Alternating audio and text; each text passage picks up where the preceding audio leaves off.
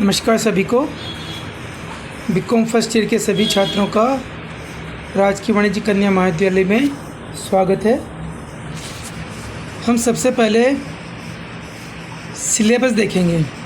BCom first year में जो syllabus decide किया गया है वो आपको लिंक में भेज दूंगा आपके यूट्यूब व्हाट्सएप ग्रुप पर, वहाँ से आप देख सकते हैं। लेकिन एक प्राइमरी आपको जानकारी मिले इस पर्पज़ से हम आपको बता रहे हैं। बीकॉम सबसे पहले बीकॉम ABST एग्ज़ाम 2020 का सिलेबस है। ABST का जो सिलेबस है उसमें 2 पेपर हैं। फर्स्ट पेपर है financial accounting, second paper business statistics. ये दोनों 100 नंबर के होंगे। तो बीकॉम फर्स्ट ईयर का जो सिलेबस है उसकी चर्चा करेंगे हम। फाइनेंशियल अकाउंटिंग, इसमें कुल मिलाकर जो हमारा कोर्स है 3 सब्जेक्ट हैं, ABST, बिजनेस एडमिनिस्ट्रेशन और EFM। तीनों के 2 पेपर हैं। जैसे कि अभी अपन ने देखा है कि बीकॉम फर्स्ट ईयर ABST में 2 पेपर हैं, फाइनेंशियल अकाउंटिंग और बिजनेस स्टैटिस्टिक्स। इसी तरह से हर सब्जेक्ट के 2 पेपर हैं और हर पेपर को जब एग्ज़ाम आप देंगे तो उसकी मार्किंग स्कीम तैयार की हुई है। उसमें कुल मिलाकर 3 सेक्शन होंगे। जब जो क्वेश्चन पेपर आएगा उसमें 3 सेक्शन होंगे। पहला होगा सेक्शन ए। सेक्शन ए में कुल मिलाकर टोटल 10 मार्क्स का होगा। ये 10 क्वेश्चंस होंगे और 10 क्वेश्चंस जो होंगे वो पूरे सिलेबस को 5 यूनिट में बांटा गया है और हर यूनिट में से 2 क्वेश्चन आएंगे। पूरे सिलेबस को हर जो आपको मेन सब्जेक्ट जो है ABST, BADM, EFM, उसके हर पेपर को 5-5 यूनिट में बांटा गया है, जो हम अभी आगे फाइनेंशियल अकाउंटिंग में का भी देखेंगे। और इसमें जो सेक्शन ए को 5 यूनिट में बांटा है, इसी तरह से सेक्शन बी को भी 5 यूनिट में बांटा है। सेक्शन ए में हर यूनिट के 2 मार्क्स एलोकेट हैं। सेक्शन बी में हर यूनिट को 10 मार्क्स दिए हुए हैं, यानी कुल मिलाकर 50 नंबर सेक्शन बी के रहेंगे। लेकिन यहाँ सिस्टम अलग है। सेक्शन बी में आपको ऑप्शन दिए जाएंगे। हर यूनिट से 2 क्वेश्चन होंगे, दोनों 10-10 नंबर के हैं, लेकिन आपको कोई एक क्वेश्चन करना होगा सेक्शन बी में। तो इस तरह से 5 यूनिट में से 5 क्वेश्चन करने होंगे और 50 नंबर के कुल मिलाकर क्वेश्चन अटेम्प्ट करने होंगे। सेक्शन सी में टोटल 20-20 नंबर के 4 क्वेश्चन आएंगे। 20-20 मार्क्स के रहेंगे 4 क्वेश्चंस। और इन चारों क्वेश्चंस जैसे 5 यूनिट हैं तो कोई सी 4 यूनिट इसमें कवर होंगी, 1 यूनिट छूट जाएगी इसमें से। और उन 5 यूनिट में से जो 4 क्वेश्चन आएंगे उनमें से आपको कम से कम 2 क्वेश्चन करने हैं। 2 क्वेश्चन करने हैं 40 नंबर के। आपके पास ऑप्शन रहेगा। जनरली अभी तक तो हमारे जो कॉमर्स में हैं 2 क्वेश्चन ऑप्शन रहते हैं, लेकिन कुछ जो दूसरे सब्जेक्ट्स हैं आर्ट्स वगैरह में देखा गया है कि वहाँ पर 1 क्वेश्चन कंपलसरी होता है, बाकी 3 में से 1 क्वेश्चन अटेम्प्ट करना पड़ता है। हो सकता है फ्यूचर में आपका भी पैटर्न इसी तरह से आया तो उसी हिसाब से तैयारी करें। अब हम फाइनेंशियल अकाउंटिंग का जो सिलेबस है जिसे 5 यूनिट में बांटा गया है उसकी चर्चा करेंगे। यूनिट फर्स्ट, इसमें अकाउंटिंग स्टैंडर्ड्स दिए हुए हैं, उनसे रिलेटेड जो भी टॉपिक्स हैं वो कवर होंगे। अकाउंटिंग स्टैंडर्ड, जैसे आपको मालूम है कि अकाउंटिंग स्टैंडर्ड जो है भारत में ICAI institute of chartered accountants of India जारी करता है, जिसे भारत सरकार द्वारा मान्यता प्राप्त है। और जो भी नियम शर्तें हैं पर्टिकुलर जो अकाउंटिंग स्टैंडर्ड है उसकी, वो उन नियम शर्तों को जो भी बिज़नेस या इंडस्ट्री पूरा करती है उन पर एप्लीकेबल होते हैं। सेकंड टॉपिक जो कि मेरे ख्याल में आपके लिए आसान रहेगा, जो आपने 12th में पढ़ा हुआ है already, issue of shares and debentures, issue of right shares, redemption of preference shares, buyback of shares, demat of shares, employees stock option scheme and guidelines of SEBI. ठीक है, तो ये सारे जो टॉपिक्स है बेसिकली आपने 12th में पढ़ा हुआ है। ठीक है, यहाँ पर थोड़ा डिटेल में आपको देखना होगा, कुछ टॉपिक्स ऐसे हैं जो शायद 12th में नहीं कवर हुए हों, लेकिन मुझे लगता है कि 70-80% कोर्स कम से कम इस टॉपिक का, issue of shares and debenture से रिलेटेड, आपका ऑलरेडी कवर हो चुका है 12th में। यहाँ पर थोड़े से एडवांस स्टेज के क्वेश्चन हम ज़रूर देखेंगे। Unit second, redemption of debenture, ये भी आप 12th में देख चुके होंगे। और इसी के साथ इसमें है परचेज ऑफ बिजनेस, प्रॉफिट और लॉस प्रियर और post to incorporation, underwriting of shares and debentures, shares और डिबेंचर्स का underwriting, business purchase, profit और loss prior and post of to incorporation, यानी इनकॉर्पोरेशन आपने शायद वर्ड सुना होगा, बिजनेस एडमिनिस्ट्रेशन में शायद सुना होगा, जहाँ पर कंपनी के बारे में आपसे डिस्कशन जब हुआ होगा तो वहाँ बताया होगा कि जब कंपनी बनती है तो उस जिस दिन कंपनी को सर्टिफिकेट इशू होता है, सर्टिफिकेट ऑफ इनकॉर्पोरेशन कहलाता है वो जब इशू होता है उसके बाद ही एक्चुअल में कंपनी का अस्तित्व माना जाता है। और उससे पहले के जो भी एक्सपेंसेस हैं, प्रॉफिट लॉसेस हैं, वो प्रियर इनकॉर्पोरेशन प्रॉफिट या लॉसेस कहलाते हैं। और चूंकि अकाउंटिंग पॉइंट ऑफ व्यू से इसको थोड़ा सा अलग नज़रिए से देखना होता है, ये उस वक्त चर्चा होगी जब यूनिट सेकंड पढ़ाई जाएगी। Unit third, preparation of final accounts of company including managerial remuneration, insurance claims. तो ये कुल मिलाकर 2 टॉपिक बेसिकली इसमें कवर हैं। Preparation of final accounts of company, final accounts जैसे कि अभी लेटेस्ट अमेंडमेंट हुआ है और अकाउंट्स जो हैं फाइनल अकाउंट्स कंपनी के, उनका फॉर्मेट चेंज किया गया है। फाइनल अकाउंट्स में P&L अकाउंट और बैलेंस शीट दोनों कवर होंगी। ठीक है, साथ में बिजनेस इंश्योरेंस क्लेम भी यूनिट थर्ड में शामिल है। इसके बाद यूनिट 4, डिपार्टमेंटल अकाउंट्स फर्स्ट है इसमें और दूसरा ब्रांच अकाउंट्स है including foreign branch.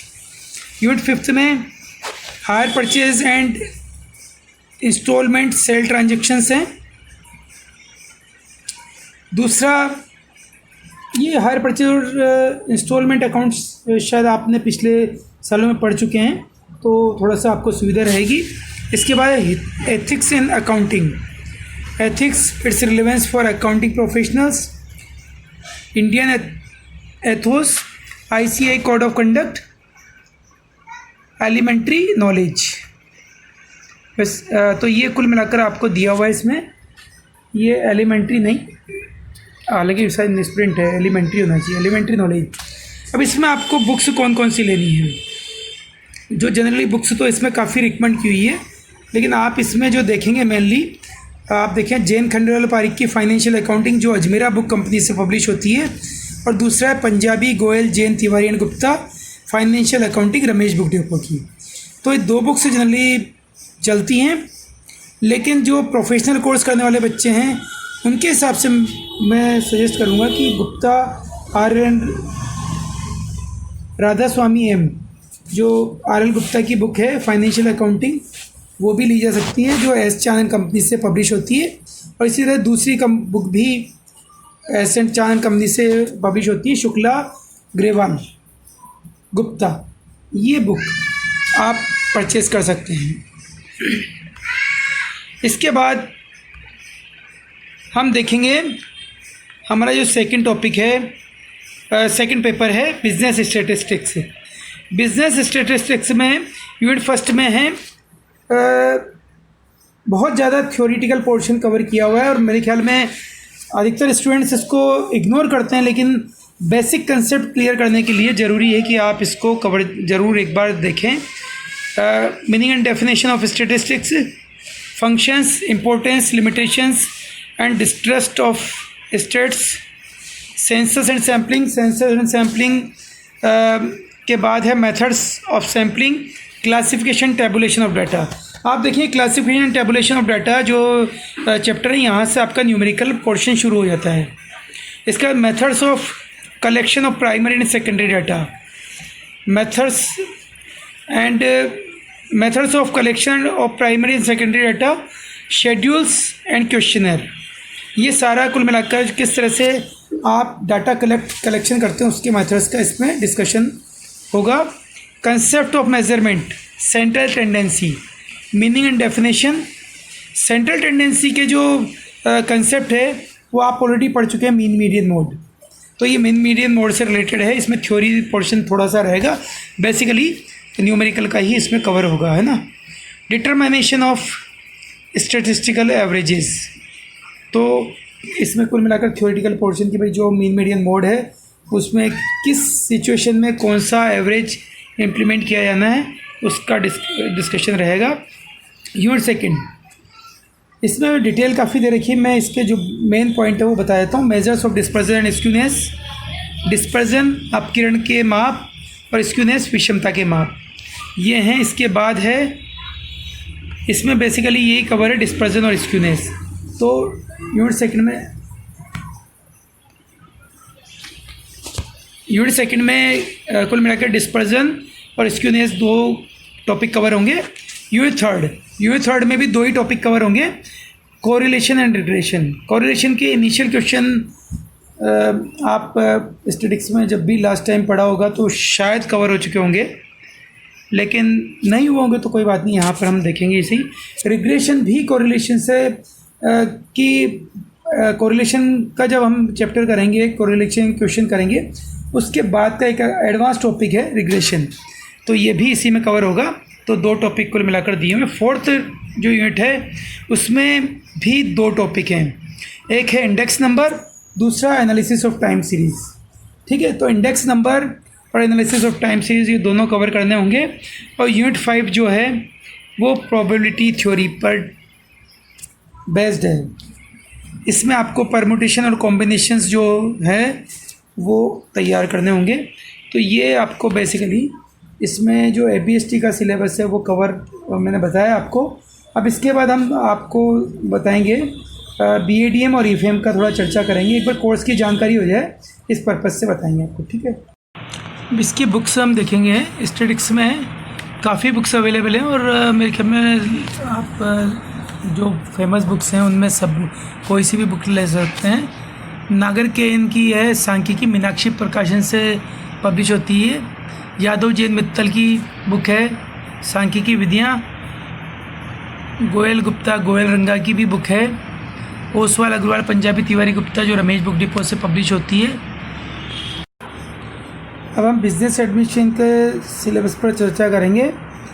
Business administration का जो पार्ट फर्स्ट में जो फर्स्ट पेपर है वो है बिजनेस लॉ। बिजनेस लॉ में कुछ लॉज कवर हैं,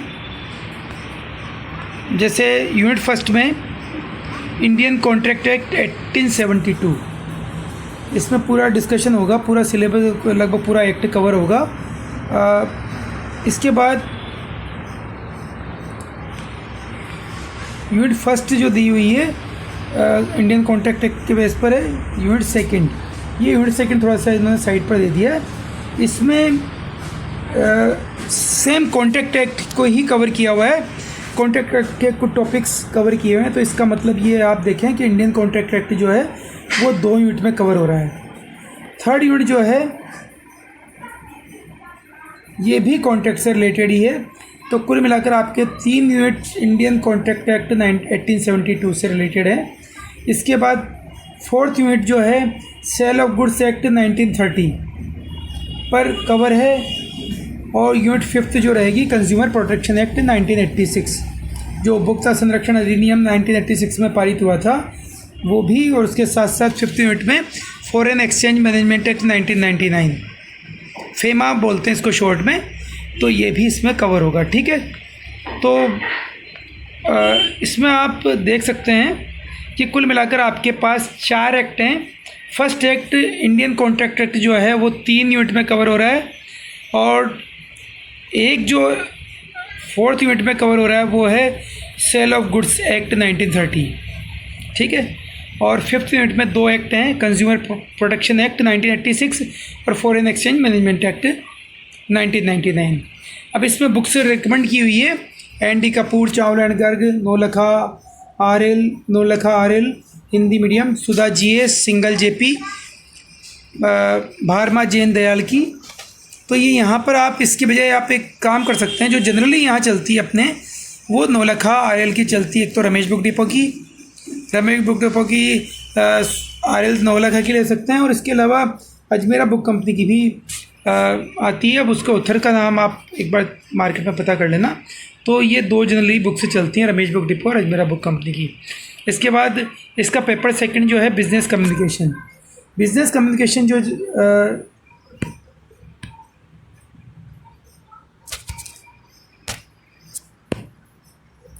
जो टॉपिक है बिज़नेस कम्युनिकेशन, उसमें यूनिट फर्स्ट है बिज़नेस कम्युनिकेशन की जनरल बैकग्राउंड। एक तरह जनरल उसमें आपको मीनिंग, नेचर, इम्पोर्टेंस, ऑब्जेक्टिव वगैरह बताया हुआ है। और इसके बाद सेकंड यूनिट में है types of business communication. Business communication की किस किस तरह से किया जा सकता है, क्या क्या इसके तरीके होते हैं। और designing for effective communication, effective communication किस तरह से आप कर सकते हैं, इसके बारे में यहाँ पर जानकारी दी है। यूनिट थर्ड में theories models of business communication. जो भी थ्योरीज़ टाइम पर अलग अलग जो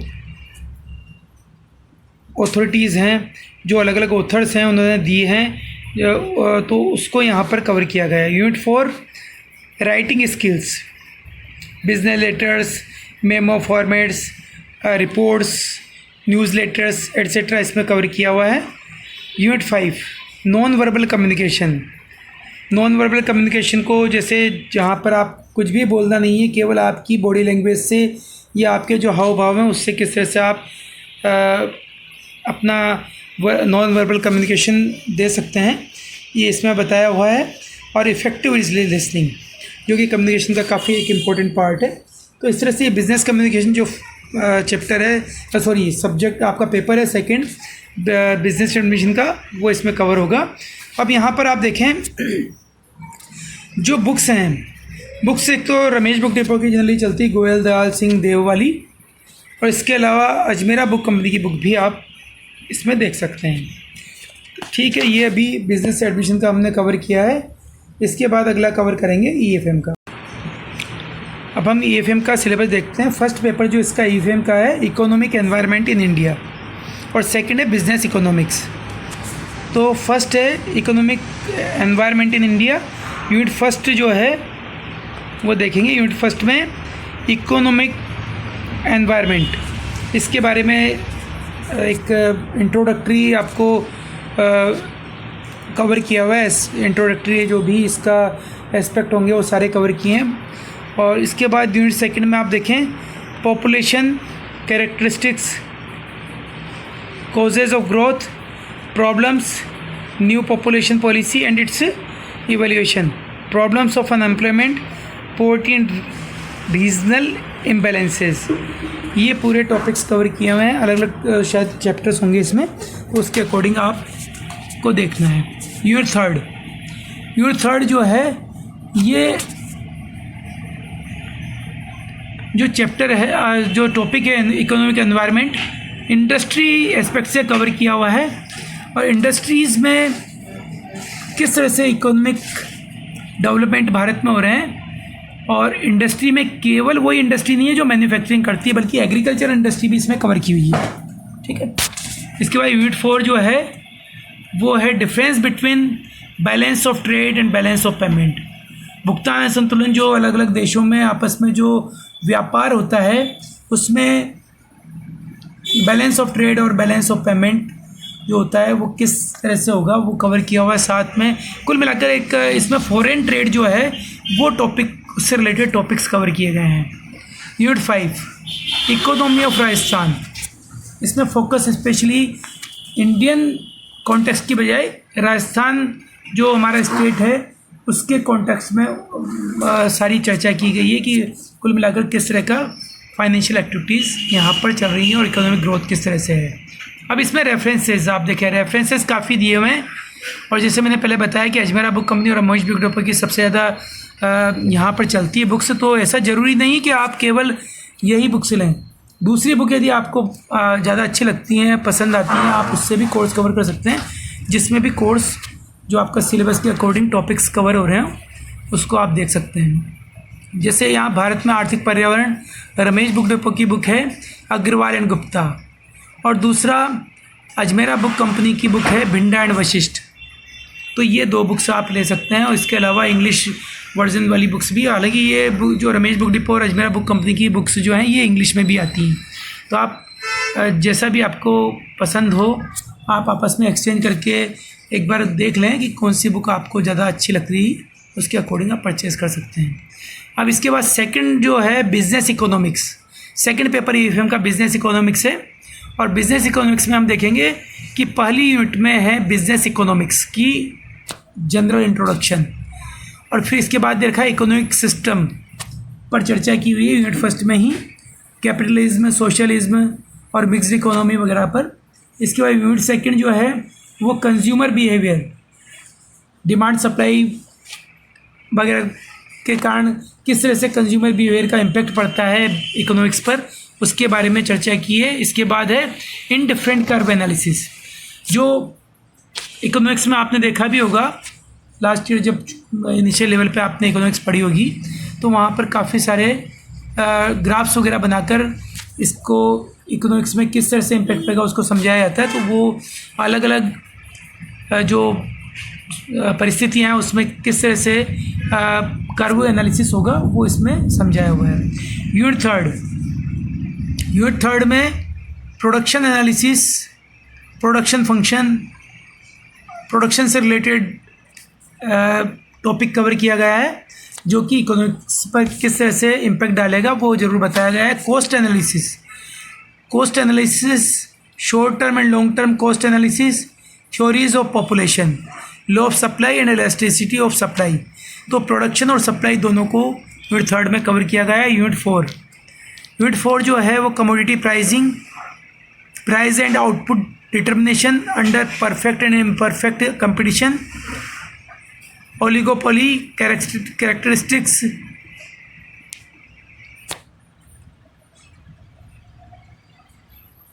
इसके बारे में बताया हुआ है। तो ये कुल मिलाकर आपको प्राइसिंग पॉलिसी किस तरह से मैनेज होगी, एकाधिकार और प्रतिस्पर्धा वाला मार्केट है तो किस तरह से इकोनॉमी में उसका प्रभाव पड़ता है, उसके बारे में चर्चा की गई है। यूनिट फिफ्थ जो है वो फैक्टर प्राइसिंग है, marginal productivity, theory of distribution, theories of rent, wages, interest and profit, concept of national income, ये सब फिफ्थ यूनिट में कवर किया गया है। और इसकी बुक्स जो हैं वो आप देख सकते हैं। इसमें नीचे देखें, व्यावसायिक अर्थशास्त्र अग्रवाल एमडी और दूसरी व्यावसायिक अर्थशास्त्र सिंह गोपाल। ये 2 बुक्स, हालांकि इसमें पब्लिकेशन का नाम नहीं दिया है, लेकिन रमेश बुक डिपो और अजमेरा बुक कंपनी से रिलेटेड हो सकती हैं ये। तो इसके अलावा ऊपर भी काफ़ी सारी बुक्स दी हुई हैं इंग्लिश मीडियम की, इनमें भी आप कवर कर सकते हैं। तो इस तरह से हमने चर्चा की है। कुल मिलाकर हमारे सिलेबस 3 ऑप्शनल पेपर्स जो दिए हुए हैं, उसके अलावा कुछ कंपलसरी पेपर भी चलते हैं, जिसमें general Hindi, general English, elementary computer application और एनवायरमेंटल स्टडीज़ ये शामिल हैं। और इन पेपर्स का पैटर्न जो रहेगा वो रहेगा, कुल मिलाकर इसमें जो क्वेश्चंस आते हैं वो सारे मल्टी चॉइस क्वेश्चंस होते हैं और कोई नेगेटिव मार्किंग नहीं होती है। पासिंग मार्क्स 36% चाहिए, लेकिन जब आपकी मार्कशीट आती है तो उसमें परसेंटेज के पर्पज़ से इनको टोटल में नहीं जोड़ा जाता है। केवल जो ऑप्शनल सब्जेक्ट हैं BST, BADM, EFM, उनके ही मार्क्स आपके डिग्री के पर्पज़ से जोड़े जाते हैं। इसका मतलब ये है कि जो ये चारों कंपलसरी पेपर, इनमें केवल आपको पास होना है। बाकी इसके अलावा एक और जानकारी मैं आपको बता दूं कि अब जब हम जो व्हाट्सएप ग्रुप बनाए हैं उन पर हम हमारी जो भी नोट्स वगैरह प्रोवाइड करवाएंगे आपको, वो व्हाट्सएप ग्रुप पर डाल देंगे। साथ ही कोर्स से रिलेटेड जो भी सब्जेक्ट टीचर वीडियो बनाएंगे वो यूट्यूब चैनल पर अपलोड करेंगे और उसका लिंक आपको व्हाट्सएप चैनल पर अवेलेबल हो जाएगा। ठीक है, धन्यवाद।